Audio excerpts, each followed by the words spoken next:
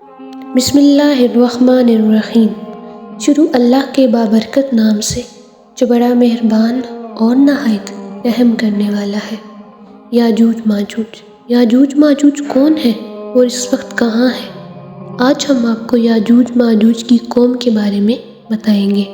قرآن واضح طور پر گواہی دیتا ہے یہ دو وحشی خونخوار خاندانوں کے نام ہیں۔ وہ لوگ اپنے ارد گرد رہنے والوں پر بہت زیادتیاں اور ظلم کرتے تھے۔ ایک علماء نے لکھا ہے کہ توریت کی ساری باتوں سے مجموعی طور پر معلوم ہوتا ہے یاجوج ماجوج ایک یا کئی بڑے بڑے قبیلے تھے۔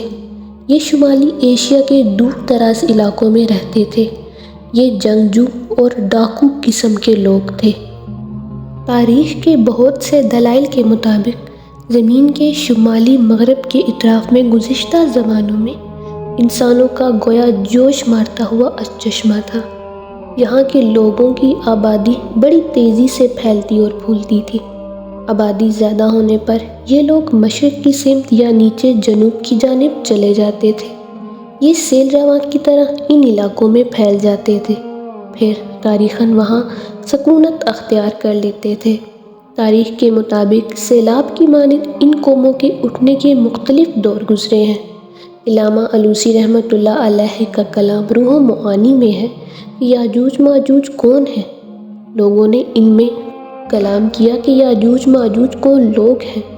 ایک حدیث کا قول ہے کہ یاجوج ماجوج بنی نوح انسان کی دو قومیں یا دو خاندانوں کے نام ہیں اور آدم علیہ السلام اور یافت بن نوح کی نسل سے ہیں جو ترک کا جد والا تھا، اور ترک اس خاندان کی ایک شاخ ہے جو سدِ ذوالقرنین کے اس طرف ترک کر دیے گئے تھے، یعنی چھوڑ دیے گئے تھے۔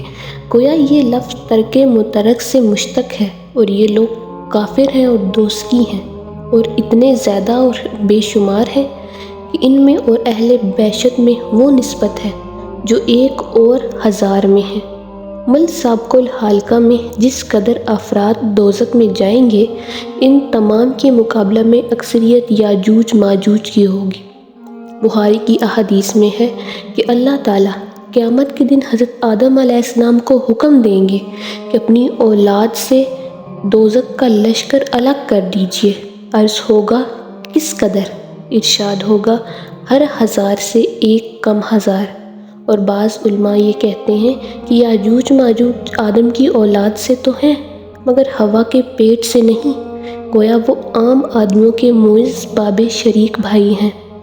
حافظ عسقلانی رحمۃ اللہ علیہ فرماتے ہیں کہ یہ بات سوائے کعب احبار رضی اللہ تعالیٰ عنہ کے اور کسی سے معقول نہیں، اور بعض کہتے ہیں کہ یاجوج ماجوج 2 خاندان ہیں۔ کوش کے زمانے میں بھی ان کی طرف ایک حملہ ہوا۔ یہ تقریباً 500 سال قبل مسیح کی بات ہے، لیکن اس زمانے میں ماد اور فارس کی متحد حکومت معرض وجود میں آ چکی تھی، لہٰذا حالات بدل گئے اور مغربی ایشیا ان قبائل کے حملوں سے آسودۂ خاطر ہو گیا۔ لہٰذا یہ زیادہ صحیح لگتا ہے کہ یاجوج ماجوج انہی وحشی خاندان میں سے ہیں۔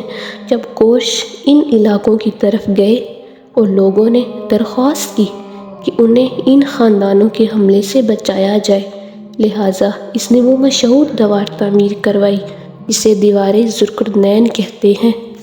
قرآن مجید کی 2 صورتوں میں یاجوج ماجوج کا ذکر آیا ہے، ایک سورۃ کہف کی آیت نمبر 94 میں اور دوسرا سورۃ انبیاء کی آیت نمبر 96 میں۔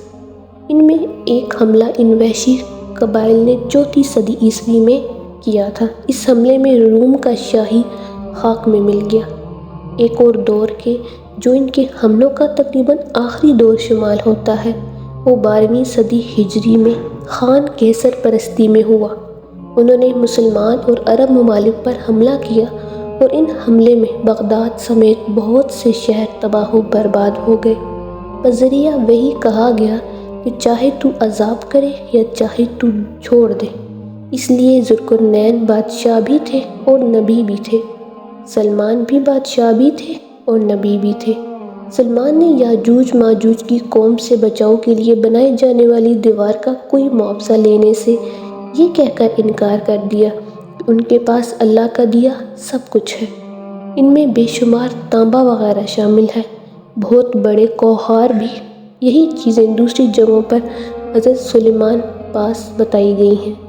ذوالقرنین اور سلیمان نے اللہ تعالیٰ کا طرز خطاب ایک جیسا رہا ہے۔ سورۃ نمل کی آیت نمبر 16 کے مطابق سلیمان علیہ السلام کو پرندوں کی زبان کا بھی علم دیا گیا تھا۔ سورۃ کہف آیت 93 کے مطابق ذوالقرنین جب دو پہاڑوں کے درمیان پہنچا تو وہاں کے رہنے والوں کو ذوالقرنین کی فوج کی زبان نہیں آتی تھی، مگر اگلی آیت 94 میں انہوں نے ذوالقرنین کی دیوار کی تعمیر کی درخواست کی، جسے ذوالقرنین نے سمجھا بھی اور اس کا جواب بھی دیا۔ حضرت سلیمان علیہ السلام ہی ایسی شخصیت تھے جو حتیٰ کہ جانوروں کی زبان بھی سمجھ لیتے تھے، اس لیے ان کے لیے اس قوم کی بات سمجھنا مشکل نہ تھا۔ بائبل میں جو دعا سلیمان کے لیے کی گئی ہے وہ ویسے ہی بادشاہیت کی ہے جیسے ذوالقرنین کو ملی تھی۔ بائبل کے حوالہ دیا جاتا ہے کہ سلیمان کے دور میں سر پر سینگوں والا تاج پہنا جاتا تھا، اس لیے حضرت سلیمان کا 2 سینگوں کا تاج پہننا کوئی بڑی بات نہیں۔